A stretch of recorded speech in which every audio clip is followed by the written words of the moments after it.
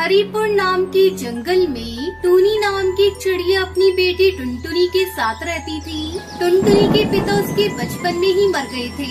तब से उसकी माँ ही हर तरह से टुनटुनी की परवरिश करती थी। अपनी बेटी को किसी चीज की कोई कमी नहीं होनी चाहिए, ये सोचकर माँ टूनी बहुत मेहनत करती थी। और टुनटुनी अभी छोटी थी, इसलिए वो उसे भी अपने साथ लेकर जाती थी।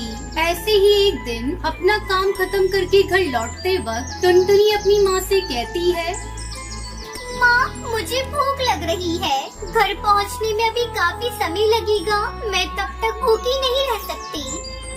नहीं बेटा, मैं तुम्हारे लिए खाना लेकर आई हूँ। आओ रुको, यहाँ खाना खाते हैं।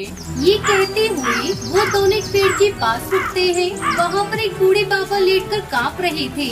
उसे देखकर टुनटुनी उससे पूछती है, बाबा जी, आप यहाँ क्यों बैठे हो? उठिए, क्या हुआ आपको?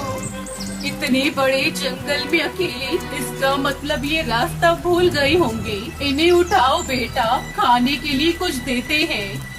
इतने में वो बूढ़े बाबा होश में आकर कहते हैं, प्यास लग रही है। टुनटुनी जल्दी जल्दी उन्हें अपने पास जो पानी है वो देती है। पानी पीने के बाद, ये लीजिए बाबा जी, रोटियाँ खाइए, आपको ताकत मिलेगी। ये कहते हुए वो अपनी सारी रोटी उस बूढ़े बाबा को दे देती है और खुद भूखी रहती है। वो बाबा उन रोटियों को एक चुटकी में खा लेता है।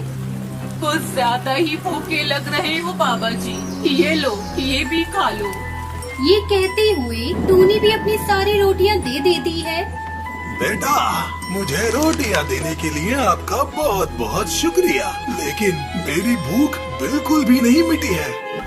बाबा, हमें माफ कर दीजिए। हमारे पास खाने के लिए जो कुछ भी था वो सब अपने आप को दे दिया। आप हमारे घर आ जाइए, जितनी चाहे उतनी रोटियां बना कर दूंगी। मेरी माँ जो बात कहती है वो करके दिखाती है बाबा जी। मुसीबत में पड़े लोगों की मदद करनी चाहिए। ये बात भी मुझे माँ ने ही सिखाई थी। वो आपकी मदद जरूर करेंगी।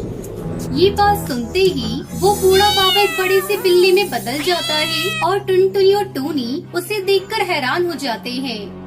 अब बताओ, मेरी भूख मिटाने के लिए कितनी रोटियां बनाओगी?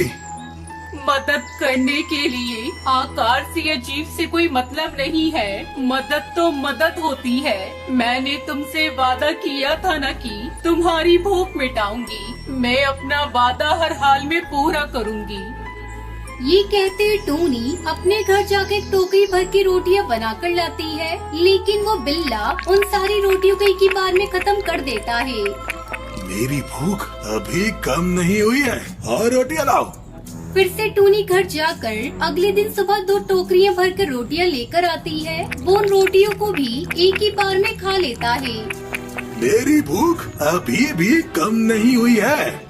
अगले दिन 5 टोकरियां भर की रोटियां बनाते ही घर में सारा आटा खत्म हो जाता है। अब तो घर पे भी आटा खत्म हो गया है माँ। अभी भी बिल्ला भैया की भूख नहीं मिटी तो हम क्या करेंगे? बेटा, अगर मुझे कुछ हो जाए या बिल्ला मुझे सजा दे तो तुम अपना ख्याल रखना। बेटा, वो बस तुम्हें कुछ न करे, यही काफी है।